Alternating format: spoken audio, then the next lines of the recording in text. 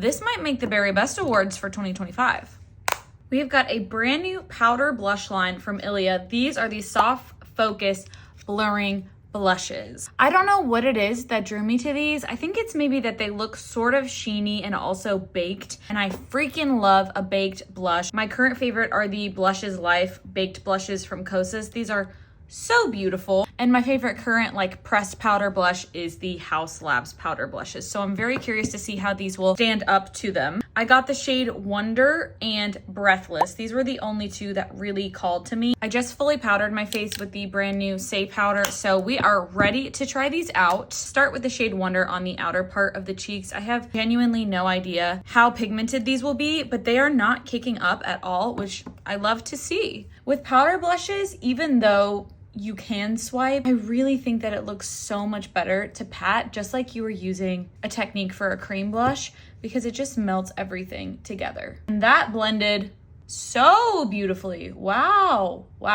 That's really pretty, and it has that slight satin sheen to it. I wish that they had made like a brownie terracotta shade. Can you believe that? I really like that these aren't overly pigmented. I feel like the problem that people have with powder blushes is that they dab in and it just creates this giant poof. You are not getting that from these at all. Well, that is so pretty. Okay, clean off my brush and go in with Breathless on the apples. A little bit of blush draping, if you will. And this is more of like a classic pinky nude shade. Very pretty, and those are blending together very well. Wow, they're quite blurring. That's something that I didn't even think about, and that's obviously in the name, but look at my pores here. For me, that is very blurred. I'm not typically a blurred skin finish type of person, but this is definitely doing that. Similar to the Tower 28, that base for the powder blush is actually a setting powder, kind of giving that. So here's the finished look with both of the Ilia blushes on. I think this looks really beautiful and really blurred. I'm really not a huge powder blush person, but particularly in the summer, I do like to set my blushes every once in a while, and I think this is a great option. Another thing you can do with your powder blushes if you feel like it's just too much is take a glowy spray. This one's from Ole Henriksen, and it is the Peach Glaze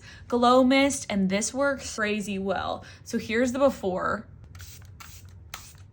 Give it a sec. And this is after it has set. It just gives a little bit of life back into your skin and helps melt all of your powders together. Ilia, if you want to come out with some more brownie, nudie, terracotta shades,